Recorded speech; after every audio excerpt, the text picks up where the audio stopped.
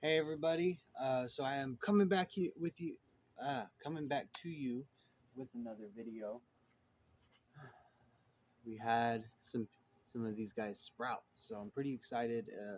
Mostly going to be looking at garden bean, the pink-eyed peas, and the dill that we planted all together. I just kind of wanted to show you guys how much they love this tea, how well they're going to do. See if we can get this. I mean, it literally just pushes any of the dry spots right off. They don't sweat it. So like something like that, throw it back in your container, and we can reuse that. But yeah, so they're pretty much sprouted. I had them under a house bulb CFL, just a little lamp to kind of help keep them warm. Nothing crazy. As you can see, they're really running across the side trying to access that light. So we're going to be doing transplants, something like this. Now, since they are little, but they're kind of fast growers, I'll be putting them in your standard kind of pot, nothing crazy. Maybe some of these, and if I run over, we use some pots out of the pot graveyard. Um, oh, that's good. So let's go ahead and get started. So pretty much, I already have my soil here. It's gonna be part of our reclaimed soil that I told you guys about, kind of like the potting mix. You just keep it wet and tumble it. There's worms in here, so it just keeps on keeping on. So just sprinkle some of that in here. And this is gonna be like ice cube trays. You kind of want them flat, but fill them only about halfway at first because these guys here get a little picky. So pretty much all I do is I tear going down because they tend to kind of disintegrate a little bit since I keep them fairly moist. Ooh, there we go. So I literally just rip it out, and I'm gonna take this whole thing right here, and I'm just gonna plug it into the tray. Now, a lot of times, I don't know if you can see that, but like these right here, I will go ahead and kind of tear those off. I want it to be somewhat near the soil level. Um, let's see, something like this, and then I'm gonna go ahead and even a little bit further and just kind of break it up. And the reason is because there's multiple plants. So I really want to have maximum surface area to where this doesn't create an air gap. And I end up having like a bunch of roots die from too much air and not enough water or something. So I'm just going to drop that bad boy in. Something like that. And this part's pretty easy. I use my finger to push one side of it out of the way. And then I'm going to push it back across towards you guys and kind of crumble up my soil here. And there we go. And I'm just going to gently kind of pat that in. Again, it doesn't have to be all the way because we can always go backfill later. I'm basically making plugs. So I can just kind of plug it in. Let's get a look. And you guys, there you go. Something like that.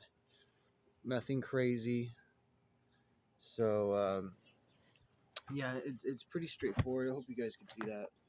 So like I said, I'm still learning how to use this guy.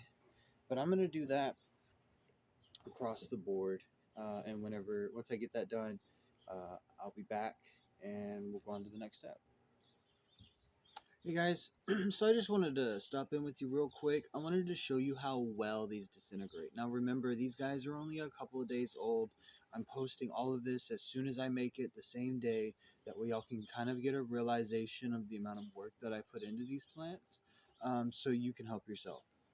So basically, I don't know if y'all can see that. But there you go. So it's actually a root. That seed germinated and shot that root all the way through. See if y'all can see that. And I got roots sticking out already. So almost any root, when this has gotten wet, can just penetrate right through it. These seedlings don't have the same rooting power as a full-grown plant. So just, as a relation, so you guys can understand that these are amazing. These egg cartons are wonders. So whenever you can't use them for the eggs, I'll use them for this. And I just take all the leftover pieces and I just throw them in my soil mixes. I let it feed the soil. All right, so I'm gonna go ahead and finish up, and then we'll be back. And we're back. So I finally got it finished up. So I'm just gonna kind of walk you guys through what I did. So I went ahead and I kept my tags on it, and I just generally put them around the same spot. And the reason is, like, these are actually next to each other. The reason is because if I can tell what this plant is and these look alike, I'll know what they are, and then I'll know what these are. 1 second, guys. So basically, what I did now with the dill, it's kind of a sensitive plant. I don't know if y'all can see that, but basically, it's got a stem, a longer stem, and the true leaves, so it stretches real easily compared to these green beans and pink-eyed peas. And the green beans and the pink-eyed peas are going to grow fairly similarly. And since the seeding tray is very shallow, I can basically cover these guys up, while the dill I'm going to pack around. So that way it doesn't stress them too much, because there is a transplant stress, and they are still very young. Um, but again, as you can tell, I got like a bunch in here. So if I lose one or two out of each pot, it's no big deal. I mean, we're still gonna walk away with 4 to 8 just dill plants alone. Um, and then of course, I have some in the cups that we talked about. The only thing that I wouldn't do is with these peas here. You can see that the first greens are kind of coming out. So I didn't bury that naturally. I tried to keep, if it's got those first greens, and there's another one in there, it's going to be real hard to see. But it also has its first green, so I didn't bury that. The other guys, where it's just the root, maybe a green piece of stem coming out with the seed pod still kind of mostly closed, I'll sprinkle dirt over those. It's not going to hurt anything. And then what I have here is a just warm bottle of spray, just tap water. Um, it's been a little chilly, so I went ahead and opted for warm water. Normally, it doesn't really matter. I'll just use cold water because it kind of comes out at room temp when it's 100 degrees out here in Texas. But I'll sit here and I'm going to spray this in. I only do that for the first day or two, but I saturate throughout the day. So it's good if you do this on a day you're off, maybe when you're cleaning house, because all of this is going to go into an indoor setting for about a month before it hits the greenhouse. And that's just going to harden it off, give it a larger pot size. These guys are not going to live their life in pots. So we don't want to get them too accustomed to it, but they also need to be accustomed to the outdoors. So by growing them out and then slowly putting them outdoors when it's cold, that's going to save me time once it warms up. Because as most of you know, end of March, beginning of April generally is a good planting time.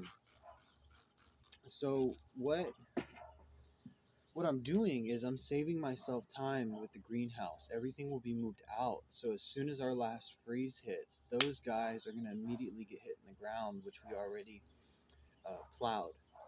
Uh, this year I'm going to be doing more of an intercropping.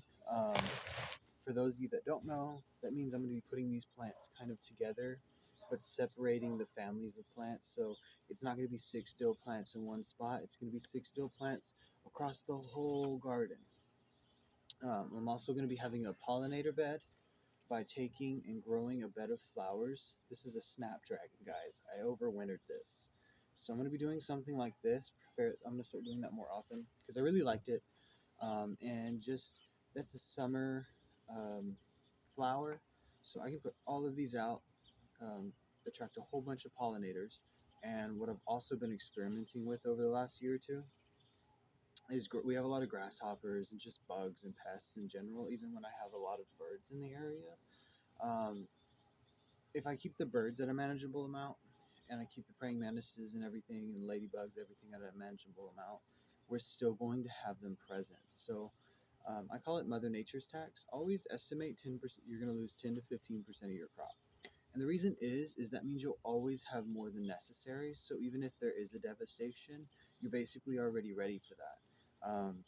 but what I'm trying to do is do more of like a pest control. So I'm not going to get rid of them because they have their purpose and everything in the microlife. Because like I said, we do living soil and stuff like that here, living super soil. So these are going to actually attract all the pollinators and all of the bugs and pests over to one side. And some herbs are actually used as pest deterrents. I'm going to be using that to my advantage this year. So it is going to be a little bit different from our standard row crops, but CJ, hey buddy, um, we are going to be doing the intercropping this year. So also, as you know, I removed about 14 plants off of our tray. So these are going to be the wildflower mix that I'm going to be doing in a bed design, which I'll do a video on that later. Um, but I'm actually going to just start adding the rest of my crop. So this is why I like the egg crates that I have, because I can cut to fit. I don't have to go and do a uniformed sewing method. I can just pull something out, and if I don't have an egg crate that fits it, I can cut to fit. So I can use it in a way that works best for me. That tray will stay full until all of the seeds are done. It will dwindle down, and then that also, since they're when you sow different seeds, they generally have different sprouting times and lengths and stuff. But generally, up to 2 weeks, they're going to be okay. Um, Anything after 2 weeks, they're probably duds. I would look into getting some new ones and just recycle it. Don't go ahead, don't throw it in your soil, but throw the egg crates in your soil to kind of feed it. Um, and then, like I said, I have another setup, an actual indoor setup with a 24 watt Walmart LED. I've generally found, depending on the plant, it can sustain life from anywhere from 30 days to months on end, depending on its electric needs. Again, I raised this under it.